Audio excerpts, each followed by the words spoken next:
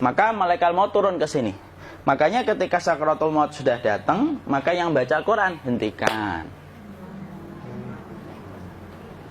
Kenapa? Oh, memang gitu ya. Jangan semakin kenceng. Ayo Pak, insya Allah Pak, gitu. Al-Baqarah Pak, Al-Baqarah Pak. Al-Kahfi, Al-Kahfi. Enggak lah. Yang baca Quran berhenti dulu. Kemudian digantikan dengan kita mentalkin. Antum agak ke sana dikit. Masya Allah ya. Orang yang meninggalnya kooperatif ini.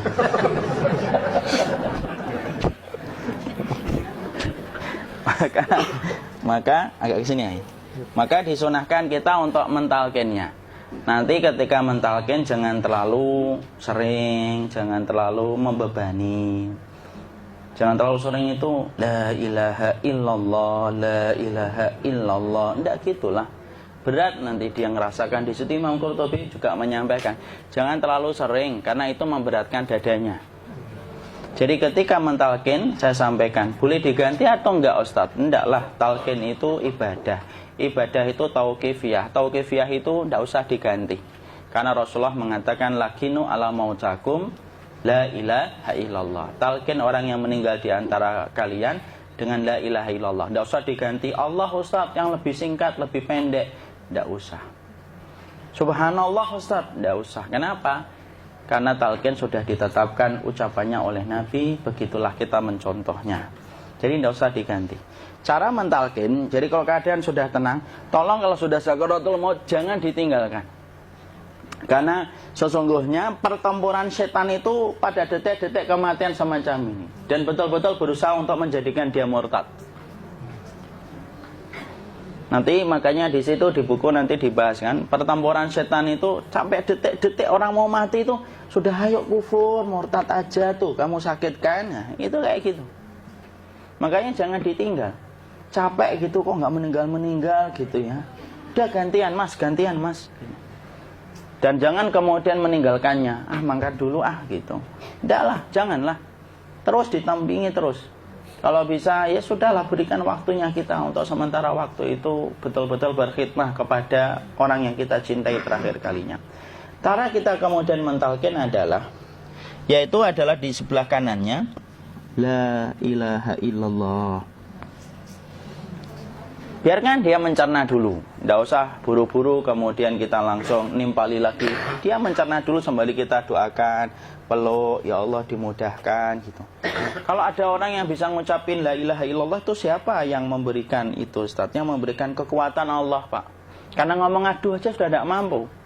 Makanya Allah berfirman dalam surat Ibrahim, yusabbitullahu alladhina amanu bil qawli tsabit fil hayatid dunya wa fil akhirah. Allah teguhkan perkataan orang yang beriman dalam kehidupan dunia dan akhirat. Dunia itu ya ketika menjelang kematiannya. Makanya dia bisa ngomong la ilaha illallah. Sebenarnya ngomong aduh aja udah gak mampu. Kalau bisa ngomong, dia mesti ngomong aduhnya dulu. Tapi Allah yang menggerakkan. Ngomong la ilaha illallah. Makanya makana akhiru kalamihi la ilaha illallah dakhalal jannah. Barang siapa akhir kalamnya itu adalah la ilaha illallah, pasti masuk surga. Makanya kita lagi la ilaha illallah. Dah. Cara dulu. Enggak usah minta diburu-buru ya. Enggak usah gini.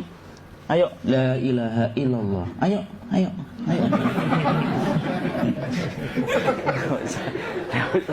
Enggak usah gitu. Ya, biarkan dia pelan-pelan gitu. Ayo tapak, ya Allah capek saya Pak. Enggak usah gitu. Ya, ucapkan la ilaha illallah. Kemudian dia mencerna. Lalu kalau dia sudah mengatakan, untuk mengatakan la ilaha illallah. Ya, kalau sudah mengatakan la ilaha illallah, berarti sudah. Enggak usah ditalkin lagi, enggak usah. Belum meninggal juga Ustaz? Enggak apa-apa, biarin aja. Dia di situ aja. Kecuali dia ngomong lagi dan enggak usah diajak ngomong, alhamdulillah ya Pak, ya Allah gitu. Terus dia jawab, alhamdulillah. Itu berarti ucapan terakhirnya alhamdulillah. Atau ketika habis ditalkin la ilaha illallah, dia ngelihat air. Nah, itu berarti ucapan terakhirnya air. Talkin lagi. Nggak usah marah. Aduh Pak minta air. Kuncinya. Mau minta air nanti aja dikubur gitu loh. Jangan gitu. Biarin aja. Jangan kemudian setelah la ilaha illallah.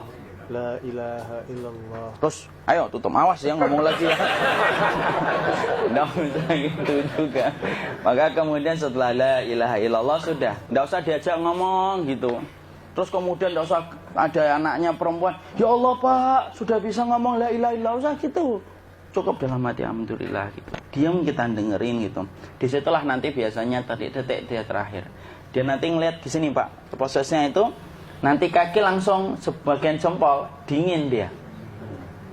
Kaki, telapak kakinya langsung kalau kita geningkan dingin kayak kaki yang kena AC langsung.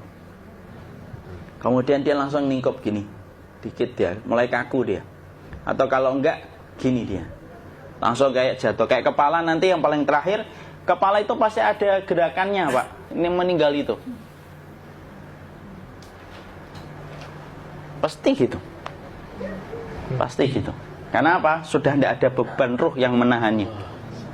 Ya, cabut ya, set pelan, maka kemudian malaikat itu. Tapi tetap sakit lah. Walaupun dikatakan ringan, tetap sakit.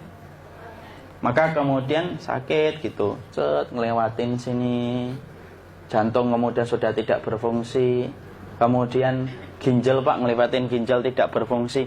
Bapak bayangkan kan, kalau yang pernah sakit batu ginjal Pak, sepakat nggak kalau kita batu ginjal itu sakitnya luar biasa Pak?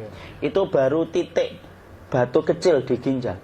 Kita bisa bayangkan tiba-tiba ginjal tidak berfungsi. Sakitnya kayak apa Pak? Tiba-tiba ginjal nggak berfungsi, pankreas naik, kemudian tek jantung. Jantung ini dia masih hidup dia, di sininya masih hidup walaupun jantungnya sudah berhenti. Naik. Kemudian mata, dia ngelewatin mata. Organ tubuh yang paling setia sama ruh itu mata. Maka kemudian mata dia ngelihat dia, set. Ngelihat set keluarnya, set naik dia.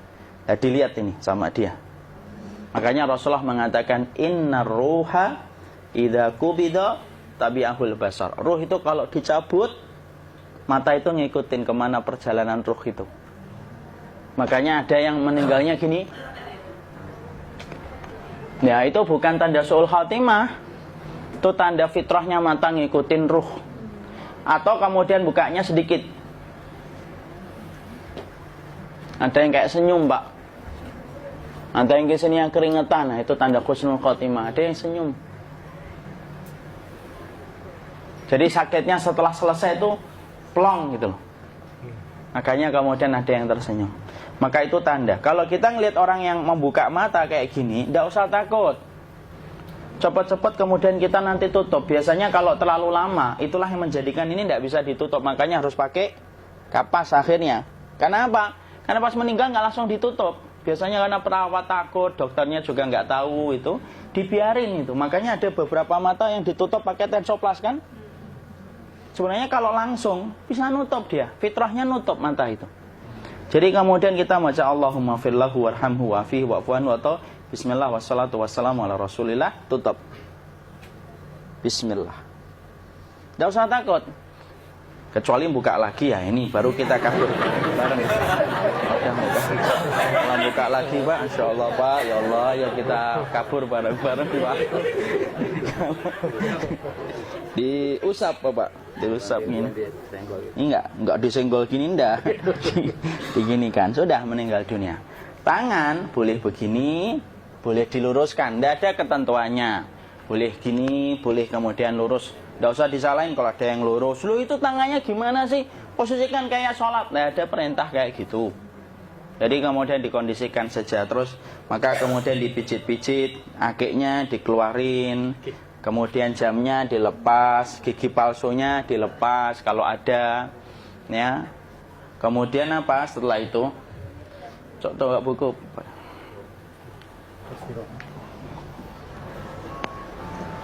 Kemudian kalau bisa awal-awal, kemudian taruh buku atau sesuatu yang agak berat di perutnya ketika baru meninggal dunia.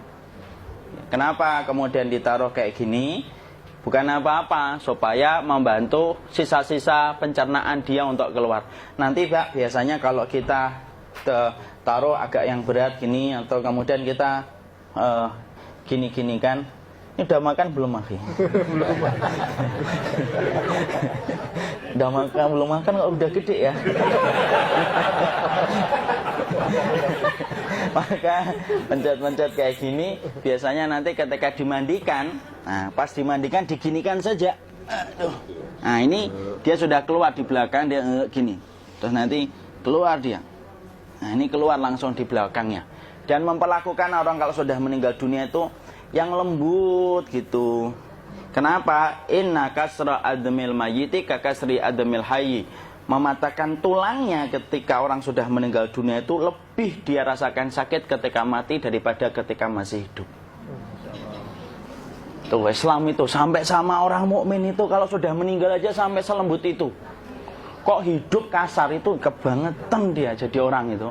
Oh sampai orang mati itu kemudian disuruh yang lembut, kalau ada aib disuruh nutup, tidak boleh diceritain. Misalkan di belakangnya beliau ini ada tompel, gagah-gagah tompelnya gede gitu. Tidak boleh cerita, Masya Allah loh. Sampai segitunya sunnah itu, ngajarin kita untuk nutup aib. Kalau ada orang belajar sunnah sukanya buka aib, nyari-nyari kesalahan orang. Sunnah yang mana dia pelajari itu, saya bingung. Makanya kemudian gini, setelah selesai, maka kemudian tutup dengan kain. Maaf ya, Khi. Ya. Nanti kalau nggak kuat napas ngomong ya. Maka ditutup kayak gini, ditempatkan kemudian jangan di tanah, tapi di atas dipan. Karena apa? Syekh Abu Malik Kamal Said Salim dalam Sahih Fikih Sunnah menyampaikan supaya tidak cepat busuk.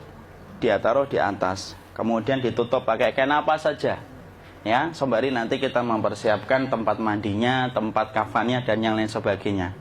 Maka kemudian kalau ada yang datang boleh dibuka.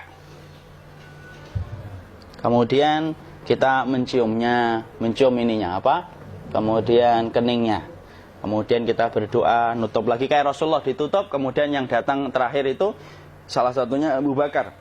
Dibuka kemudian beliau, ya Allah ya Rasulullah, engkau adalah orang yang percaya hidup dan matimu, dan tidak mungkin Allah itu mematikan engkau 2 kali ya Rasulullah. Maka kemudian ditutup kembali. Saat itu para sahabat dalam keadaan mendung semuanya. Maka disitulah kita lakukan kayak gini. Ditutup gini Ustaz ya. Kasihan tidak bisa napas, insya Allah tidak butuh nafas lagi. Jadi kemudian kita semacam ini kita persiapkan apa yang bisa kita lakukan. Nah itulah proses kematian dari sakit sakaratul maut sampai kematian.